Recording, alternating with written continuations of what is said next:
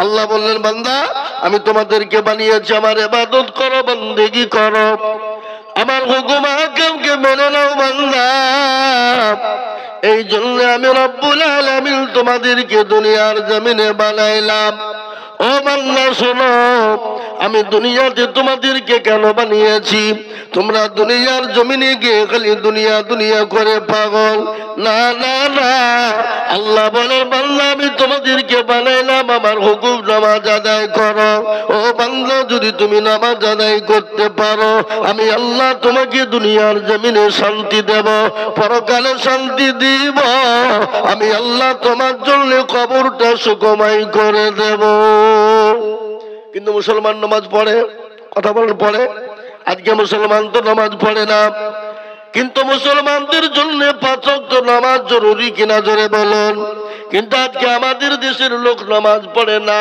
2% মুসলমান নামাজ পড়ে 98% মুসলমান নামাজ পড়ে না পড়ে গো 98% মুসলমান নামাজ পড়ে না 2% মুসলমান নামাজ পড়ে only for 2 আপনি এই 2% যারা নামাজ পড়ে আপনি কি মনে করছেন যে 2% লোকের নামাজ হয়ে যায় হয় না কোন রকম 1% লোকের নামাজ হয় আর আরেক পার্সেন্ট লোকের নামাজ 20 বছর 15 বছর 30 বছর ধরে নামাজ পড়ে মুরব্বি হয়ে গেছে চোখে নরম দাঁত ঢিল হয়ে গেছে চলতে পারে না বাড়িতে খানার খানার এ বাবা মসজিদে নামাজ পড়ে কিন্তু তাকে জিজ্ঞাসা করেন তাত্তাহিয়াতু জানে না দুরূদ শরীফ জানে না দোয়া কুনুত জানে না দোয়া মাসুরা জানে না দোয়া সানা জানে না ইন্না তাইনা কুল দেখা যায় তার মধ্যেও 20টা ভুল কি বলছেন আপনারা বলুন কথা বলেন না কেন আছে না নাই এরা শিখেও না শেখার চেষ্টাও করে না শিখেও না শেখার চেষ্টাও করে না আজকে আমি আপনাদেরকে বলবো বাপ নামাজ এমন একটা জিনিস জীবনকে শীতল করে দেয় মনকে শান্তি এনে দিতে পারে যদি নামাজের মতো হয়ে যায় কিন্তু সে নামাজ তো আমাদের নেই এ মুসলমান আজকে নামাজকে কায়েম করতে গিয়ে আল্লাহ রাসূল তাইফের ময়দানে ঈমানওয়ালা কলবওয়ালারা তো যেটা বলতে চাইছিলাম কি নামাজ 1 নম্বর নামাজ আর এই নামাজকে কেন আমরা পড়বো না বাবা এই নামাজের জন্য সাহাবায়ে কেরামরা মার খেলেন তাইফের ময়দানে রাসূলুল্লাহ রক্ত দিলেন উহুদের প্রান্তে মার খেলেন বদরের যুদ্ধে মার খেলেন খালি নামাজকে কায়েম করার জন্য দিনকে কায়েম করার জন্য ইসলামকে কায়েম করার জন্য সেই নামাজ আজ মুসলমান পড়ে না এ মুসলমান গো নামাজের জন্য আল্লাহ নবী দান নবী মার নবী মানুষের কাছে গিয়ে বলেছিল এক আল্লাহকে মেনে না এক রাসূলকে মেনে না নামাজকে কায়েম করো আল্লাহ নবীর উপর অত্যাচার শুরু হয়ে গেল আল্লাহ নবীর উপর এত অত্যাচার হয়ে গেল নবীর পা থেকে মাথা পর্যন্ত রক্ত লাল হয়ে গেল গোটা শরীর জবা ফুলের মতো হয়ে গেল আল্লাহ নবী বেহুশ হয়ে গেলেন তাইফের ময়দানে ফেরেশতারা বলে আল্লাহ একটা বারের জন্য তুমি হুকুম দিয়ে দাও তাইফের মাটিকে ধ্বংস করে দি আল্লাহ রাব্বুল ইজ্জত বললেন ফেরেশতা বললেন শোনো যতক্ষণ পর্যন্ত আমার হাবিবুল্লাহ না বলবে আমি আল্লাহ ততক্ষণ পর্যন্ত কিছুই করব না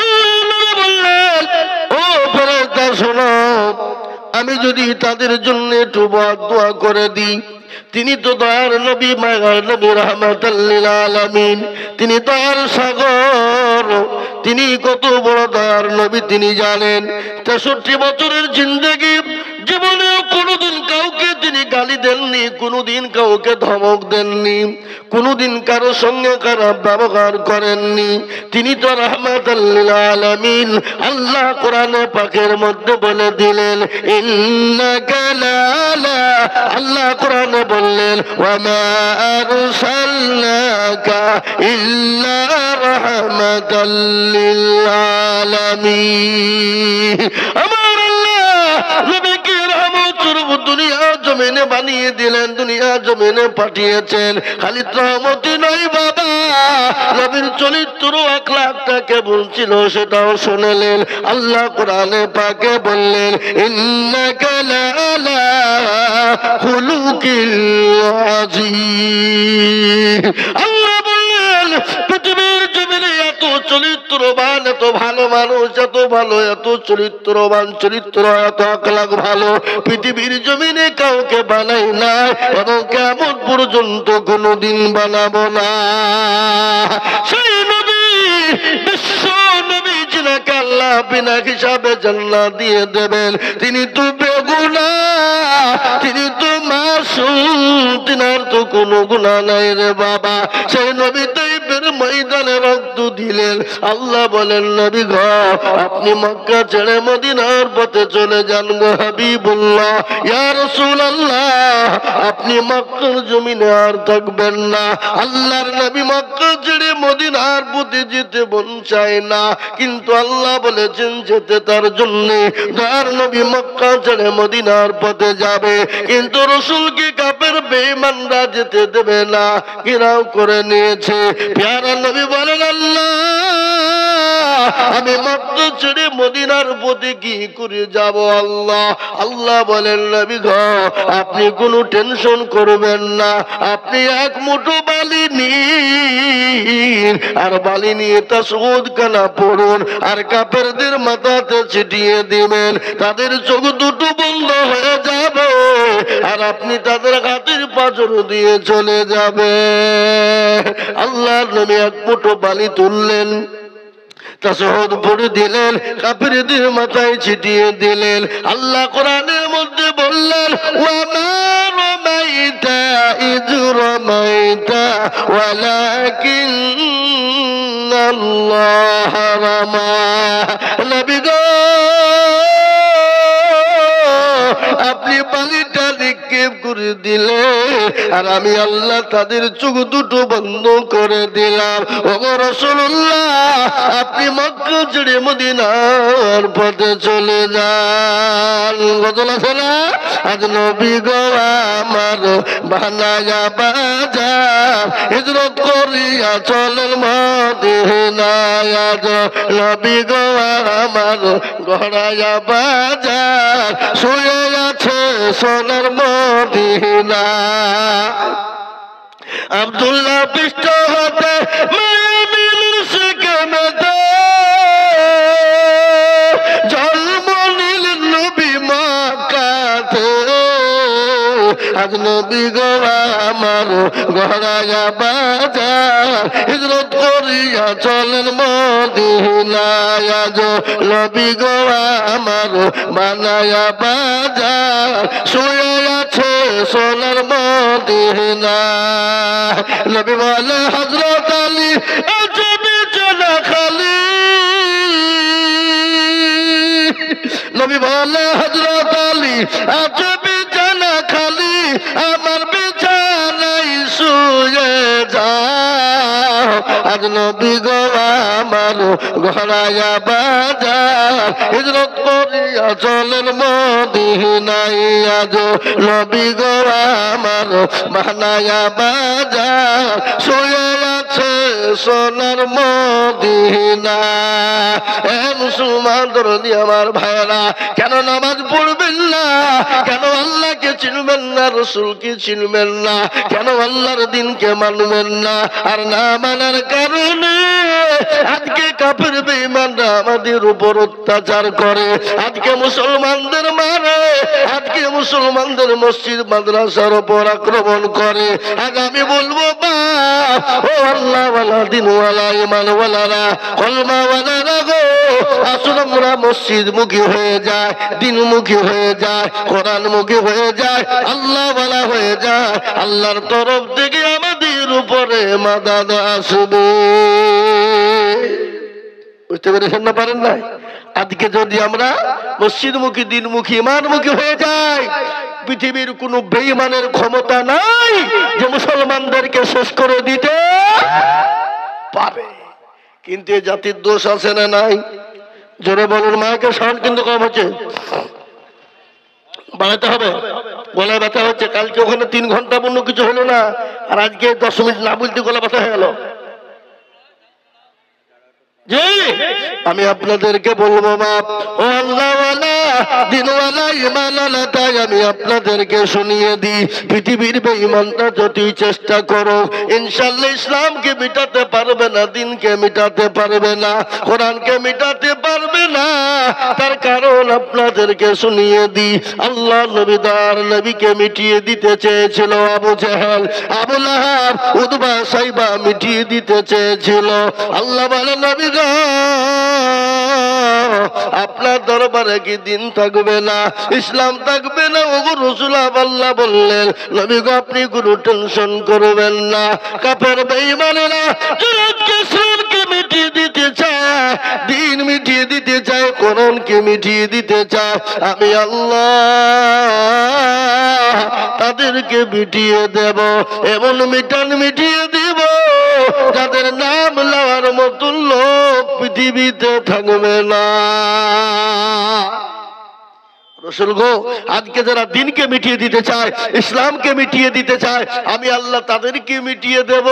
আর আপনার নাম আছে, ছিল, আগামী তো থাকবে। আজকে বলুন তো আবু জেহেল, আবু জেহেলের নাম কেউ রাখে? কথা বল, কেউ রাখে? পৃথিবীতে বহু জাতি ধর্ম বর্ণ আছে বাবা, হিন্দু মুসলমান ডোম ডকল মুচি মাথর, কিন্তু কোন ছেলে কি রেখেছে দেখেছেন আবু জেহেল? কেন? ওরা সবাই জানে যে 1 নম্বর হারামি মার্কা লোক ছিল আবু জেহেল। কি মার্কা? জোরে বলুন না, কি মার্কা? হারামি মার্কা। এর জন্য ছেলের নাম কেউ রাখে না। দেখেন একজন মদখোর, গাঁজাখোর, চুল্লুখোর, জীবনও নামাজ পড়ে না, রোজা করে না, আল্লাহ চিনে না, কিন্তু আপনাকে বুঝিয়ে দেখেন তো পাক্কা আবু জেহেল রে, তো আপনার ঠুটনি উড়িয়ে দিবে। এই কথা বলেন, দিবে না? দিবে না? কথা বলেন। এই তোর আবু জেহেল বললি কেন? আবু জেহেল বললি কেন? এ বাবা, আবু জেহেলকে কেউ দেখতে তার নাম নেই, কিন্তু রাসূলুল্লাহকে মিটিয়ে দিতে চায়। ইসলাম মিটিয়ে দিতে চেয়েছিল বেঈমানরা, ইসলামকে মিটাতে পারেনি, রাসূলকে মিটাতে পারেনি। এখন এই যুগের বেঈমানেরা মুসলমানদের মসজিদ গুলাকে ভেঙে দেয়, মুসলমানদের কোরআন গুলাকে পুড়িয়ে দেয়, মুসলমানদের মাদ্রাসা গুলাকে শেষ করে দিয়ে তারা ইসলাম এবং কোরআনকে মিটিয়ে দিতে চায়। আমি বলবো মুসলমান গো, এই পৃথিবীর জমিনে যেদিন মুসলমান থাকবে না, যেদিন কোরআন থাকবে না, ইসলাম থাকবে না, পৃথিবীর জমিনে কোনো জাতি, কোনো বেঈমান পৃথিবীর জমিনে থাকতে পারবে না। যেদিন ইসলাম থাকবে না, মসজিদ মাদ্রাসা থাকবে না, মুসলমান থাকবে না, গোটা পৃথিবীর জমিনে সেদিন কোনো বেঈমান থাকতে পারবে না। এ সমস্ত কে দিয়েছে? দুনিয়ার মালিক তো আল্লাহ, জমিনের মালিক আল্লাহ, ইসলামের মালিক আল্লাহ, মুসলমানদের মালিক হলেন আল্লাহ। আল্লাহ নিজে কোরআনে বলে দিয়েছেন হাক্কান আলাইনা নাসরুল মুমিনিন। আল্লাহ বললেন যারা মুমিন হয়ে যায়, মুত্তাকিন হয়ে যায়, আমি আল্লাহ তাদেরকে চতুর্দিক থেকে হেফাজত করব। কোরআনের বিরোধিতা, মসজিদের বিরোধিতা যারাই করেছে করবে, আল্লাহ তাদেরকে দুনিয়ার জমিনে বরবাদ করে দিবে, ধ্বংস করে দিবে। তারপরে ইসলামকে কেউ মিটাতে পারবে না, কোরআনকে মিটাতে পারবে না, মসজিদ মাদ্রাসা পারবে না। একটু হাতটা উঁচু করে দিয়ে বলুন না ইনশাআল্লাহ। অনেকে তুলল না, ওরা মনে মনে করছে যে তুললে হয়তো বিপদ। এ বাবা, তুললে বিপদ নাই, যে তুলে দিল সে জিতে গেল, যে তুলে দিল না সে হেরে গেল। ও মনে করছে কেউ দেখতে পাবে না। কবি বলে দিলেন যে, কবি কি বলেছেন বাবা? সবাই বলে আমি ভালো, আমি জানি কি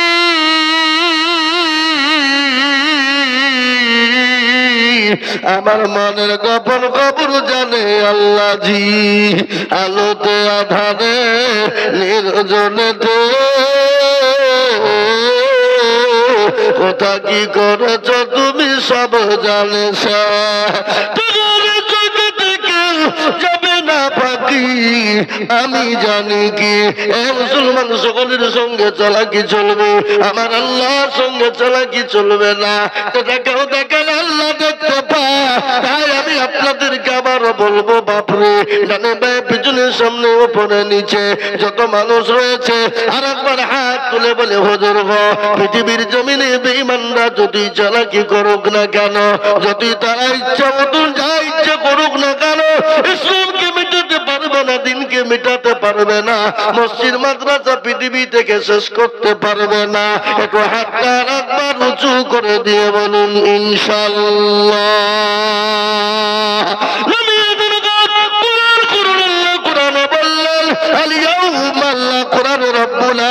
বলে দিয়েছে বাবা, কিয়ামতের দিনে জবানে তারা মেরে দেবে, হাতকে বলবে কোন কাজে ব্যয় করেছিল, হাত বলবে মাওলা ওই ধনের পুরুজাল সেই বক্তা জিজুল বলেছিল, ও আল্লাহর প্রেমিক কারা, নবীর প্রেমিক কারা, দিনকে ভালোবাসো কারা, দিনের মহব্বত করো কারা, হাতটা তোরো তারা। কিয়ামতের দিনে হাতে কথা বলবে বাবা, জবানটা বন্ধ হয়ে যাবে, শরীরের সমস্ত অঙ্গ প্রত্যঙ্গ কথা বলে দিবে। সেই দিন আল্লাহ এই হাতের বদলে আল্লাহ জাহান্নামকে হারাম করে দিবে, আল্লাহ জান্নাতকে ওয়াজিব করে দেবে। আজ আমি বলবো বাপরে, আজকে একদিক থেকে বেঈমানরা মসজিদ ভেঙে দিবে, মাদ্রাসা ভেঙে দিবে, আর একদিক থেকে আল্লাহ মুসলমানদের দিলে আপনার মহব্বত ভরে দিবে, মুসলমানদের দিলকে বাড়িয়ে দেবে, ইজ্জত সম্মান বাড়িয়ে দিবে, আর একদিক দিয়ে মসজিদ মাদ্রাসা মুসলমানরা তৈরি করবে। এটাই তো কাফের বেঈমানদের সহ্য হয় না। এত অত্যাচার করি, এত মুসলমানদের মসজিদ মাদ্রাসা আক্রমণ করি, তারপরও মুসলমানদেরকে দাবানো যায় না, মুসলমানদের ধর্মকে দাবানো যায় না। আমি বলবো বাপ, ইসলামের মালিককে একটু চিলিয়ে বলুন দেখি, জোরে বলুন কে? আল্লাহ নিজে বললেন ইন্নাদ-দীনা ইনদাল্লাহিল ইসলাম, আল্লাহর কাছে একটাই মানিত ধর্ম, যে ধর্মটির নাম হলো ইসলাম। এটা গোটা পৃথিবীর বেঈমান জানে, তারপরেও ওরা অত্যাচার করে। ওরা মনে করছে ইসলামকে মিটিয়ে দিতেই হবে। ইসলামকে মিটানো অত সহজ? যারা বলে অত সহজ? ফেরাউন পেরেছে, নমরুদ পেরেছে, আবু জেহেল পেরেছে, আবু লাহাব উতবা যখন পারেনি, এই যুগের বেঈমানরা কিয়ামত পর্যন্ত মরতে দম তক পারবে না। যারা ইসলামের বিরোধিতা করবে, আল্লাহ তাদেরকে দুনিয়ার জমিনে নষ্ট নাবুদ করে তাদেরকে ধ্বংস করে দেবে। দেবে না, দেবে না? জেনে বলুন, এই ভারতবর্ষের জমিনে বাবরি মসজিদ ভেঙেছিল, যার নাম হলো বলবীর সিং। সর্বপ্রথম সেই মানুষটাকে আল্লাহ মুসলমান বানিয়ে দিল। তিনি বলে গেছেন, আমি ভারতের জমিনে 100টা মসজিদ নিজে দাঁড়িয়ে করে দিয়েছি। আলহামদুলিল্লাহ বলবেন না?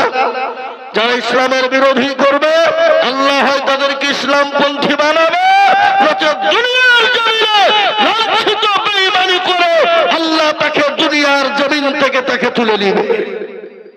কিছুদিন আগে দিল্লির জমিনে এক বেঈমান, যার নাম হলো অসীম রেজা, কোরআনের বিরোধিতা করে সুপ্রিম কোর্টে আপিল করলো, সুপ্রিম কোর্টে কেস ঠেকে দিল, বলো কোরআনের ভিতর থেকে 26টি আয়াতকে বাদ দিয়ে দিতে হবে। মুসলমানদের কলিজায় আঘাত করেছে। মুসলমানরা দাঁড়িয়ে থাকতে না পেরে সুপ্রিম কোর্টে তারা পাল্টা কেস করে দিল। সুপ্রিম কোর্টে যারা হলো,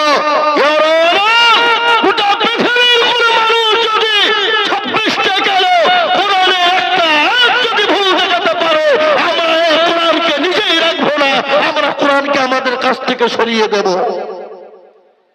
সেই দিন সুপ্রিম কোর্ট অসীম রেজাকে বলেছিল, তোমার এত বড় সাহস, তুমি মুসলমানদের ধর্ম গ্রন্থ তুমি হাত মেরেছ, যিনি স্বয়ং স্রষ্টা, যিনি তিনার তরফ থেকে কিতাব এসেছে, সেই অসীম রেজা বাপের ক্ষমতা নাই বাড়ি থেকে বেরোতে পারে, তার বাপের ক্ষমতা নাই ঘর থেকে বেরোতে পারে, তাকে পুলিশ প্রোটেকশন দিয়ে তাকে আওতায় লুকিয়ে রেখেছে, তার বাপের দিনও নাই বেরোতে পারে, সেই অসীম রেজার নাম নেওয়ার মতো লোক কেউ নেই। তাই আজ আমি বলবো মুসলমানেরা, চেষ্টা করলো ইসলামকে মিটাতে পারবে না, করবে না। আজকে আমার ভারতবর্ষের জমিনে আমার দেশের মাননীয় প্রধানমন্ত্রী, আমার দেশের মাননীয় স্বরাষ্ট্রমন্ত্রী, আমার দেশের বড় বড় জ্ঞানীরা আজকে তারা মুসলমানদেরকে মিটিয়ে দেওয়ার জন্য, ইসলামকে মিটিয়ে দেওয়ার জন্য তারা উঠে পড়ে লেগেছে। আমি বলবো আল্লাহ মানুষকে ছাড় দেয় কিন্তু ছেড়ে, জোরে বলুন জোরে বলুন, আল্লাহ মানুষকে ছাড় দেয় কিন্তু ছেড়ে দেয় না। আল্লাহ আপনার কাউকে ছেড়ে দেবে না। আজকে মুসলমানদেরকে তাড়িয়ে দিতে চায়, এই দেশটা মুসলমানদের দেশ, এই দেশ থেকে মুসলমানদেরকে সরানো অত সহজ? জোরে বলুন। মুসলমানরা তাদের কি ডকুমেন্টস নিবে? তারা এই দেশের মুসলমানরা, এটা হলো মুসলমানদের পৈতৃক সম্পত্তি। যদি বলেন কি করে হলো? পৃথিবীর সর্বশ্রেষ্ঠ মানব, যিনি পৃথিবীর জমিনে সর্বপ্রথম পা রেখেছিলেন, তার নাম হলো হযরত আদম নবী আলাইহিস সালাম। তিনাকে এই ভারতের জমিনেই ফেলা হয়েছিল, আর তারই সন্তান হলাম আমরা। আদম, সেই আদম আলাইহিস সালামের সন্তান হলাম আমরা। কি ডকুমেন্টস চাই তারা? এ ভারতে মুসলমানদের আগে কে ছিল? আজকে তোমরা দুদিন এসে মুসলমানদেরকে দেশ থেকে তাড়ানোর একটা চক্রান্ত করে, বিভিন্ন রকম কায়দা কৌশল করে, একবার এনআরসি, একবার সিএ, একবার এমপিআর, একবার আবার বলছে কি করতে হবে, মুসলমানদের অকাপ কেড়ে নিতে হবে, আবার দেখছি এশায়ের শুরু করেছো। কি আপনাদের দিকে হচ্ছে না? হচ্ছে না? জোরে বলুন। হ্যাঁ, কথা বলেন না কেন? হ্যাঁ, কিন্তু মুসলমানদের ডকুমেন্ট 99% আছে না নেই? কথা বলেন আছে না নেই? আছে। 1% লোকের হয়তো না থাকতে পারে। কিরকম? কেন? আমাদের দেশে যখন মেয়েরা জন্ম নেয়, আমরা মেয়েদের নাম রাখি কি? আমিনা খাতুন। বিয়ে হয়ে গেলে আমিনা বিবি, স্বামী মারা গেলে তার নাম হয়ে যায় আমিনা বাবা। হয় না? হয় না? কথা কন না কেন? এটা হয়তো গোলমাল হতে পারে। এই দেখেন পার্শ্ববর্তী রাজ্য বিহার 54 লক্ষ মানুষকে শহর থেকে বাদ দিল, তার মধ্যে 40 লক্ষ ছিল হিন্দু ভাইরা। 10 লক্ষের মধ্যে দেশি বিদেশি, স্বদেশি ওদেশি বলে, এ বাবা ডোম দখল মুচি মাথর বলে 10 লক্ষ মুসলমান দিয়ে বাদ গিয়েছে বাবা। কিন্তু যে মুসলমান কটা বাদ গেছে, আপনি কাগজ ডকুমেন্ট দেখতে যান, ওদের ডকুমেন্টস আছে, হয়তো ওরা ঠিক করে লিখতে পারেনি, হয়তো তারা ফর্ম ঠিক করে ফিল আপ করতে পারেনি, হয়তো এক এক জায়গায় আরেক লাগিয়ে দিয়েছে, যেখানে যেটা প্রয়োজন সেটা দেয়নি, এই করে বাদ গেছে। কি বুঝেন আপনারা বলুন? আসাম রাজ্যে 24 লক্ষ মানুষকে এনআরসি আওতায় আনা হলো, ডিটেনশন ক্যাম্পে ভরা হলো, তার মধ্যে 19 লক্ষ ছিল হিন্দু ভাইরা, আর বাদ বাকি ছিল সমস্ত জাতি মিলে 5 লক্ষ। কাদেরকে ভয় দেখিয়েছেন? আমাদের দেশের শুভেন্দু বাবু এনআরসি বলে কি বলে, এসআইআর নিয়ে বিরাট তোলপাড়, বলে রোহিঙ্গাকে তাড়তে হবে, মুসলমানদেরকে তাড়তে হবে, উপর পার করতে হবে। কিন্তু যে দেখছে ও মালধারী কাগজ নাই। কি বুঝেন আপনারা বলুন? যারা আন্দোলন করছিল, লড়াই করছিল, মেদিনীপুরে দেখছে 250 খান মালের বাড়ির কোন ডকুমেন্টসই নাই, 2000 পায় 2 কানে 10 সাল পর্যন্ত কাগজ নাই। এবার ওদের মাথায় বজ্রঘাত, বুঝি কি হইলো রে, কি করতে কি হইলো, এটা কিচে খুঁড়তে গিয়ে সাপ বেরিয়ে গেল। মুসলমান, কিন্তু আমি আইজুল হক বলে দিয়ে যাচ্ছি, বনগাঁ থেকে ত্রিপুরা পর্যন্ত 2200 বর্গ কিলোমিটার যে সমস্ত হিন্দু ভাই আছে, যদি এনআরসি সিএ এসআর যদি ঠিক করে করা হয়, একজন হিন্দু ভাই থাকতে দেশে পাবে না। কি বুঝেন আপনারা বলুন? কথা বলো, কথা বলো। কাগজ তাদের একজনেরও ঠিক নেই। 1971 সালে বাংলাদেশে মুক্তিযুদ্ধ হয়েছিল, সেদেশ থেকে হিন্দু ভাইরা এদেশে এসেছিল, এদেশ থেকে মুসলমানরা যায় না, মুসলমানদের ঠেকা পড়ে নাই যে দেশ থেকে ওদেশে চলে যেতে হবে। কি বলছেন আপনারা বলুন? ঠিক ঠিক না ঠিক? আদবানির বাড়ি কোথায়? আদবানির বাড়ি হলো পাকিস্তান। ইন্ডিয়া এসে হয়ে গেল স্বদেশী। এ বাবা সোনিয়ার গান্ধীর বাড়ি হলো ইটালি, ভারতে এসে হয়ে গেল স্বদেশী।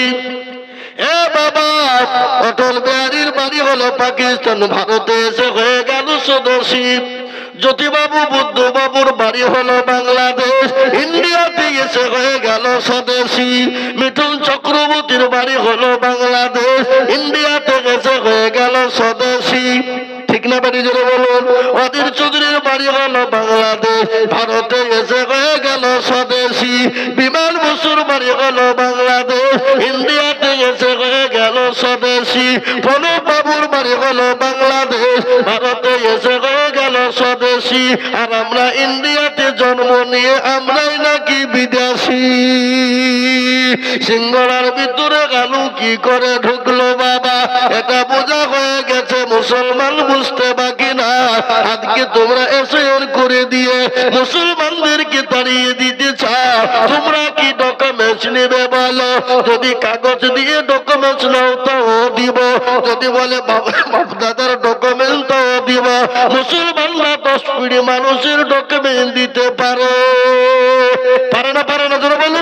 10 পিঁড়ি, 10 পিঁড়ি মানে তার দাদা তার দাদা তার দাদা করতে করতে যদি 10 পিঁড়ির ডকুমেন্ট চাই, আপনার ধরিমপুরের মানুষ বলছে হ্যাঁ ও তো মরে কবে ভূত হয়ে গেছে, ওদের আবার ডকুমেন্ট কি করে পাবে? যাদেরকে মাটি দেওয়া হয়েছে 20 বছর 50 বছর 100 বছর আগে, তাদের কবর গুলাকে খোঁড়ন। হাড় পাওয়া যাবে, যাবে কি যাবে না? সব পচে যাবে, কিন্তু হাড় পচে না। হাড় কিন্তু পচে না।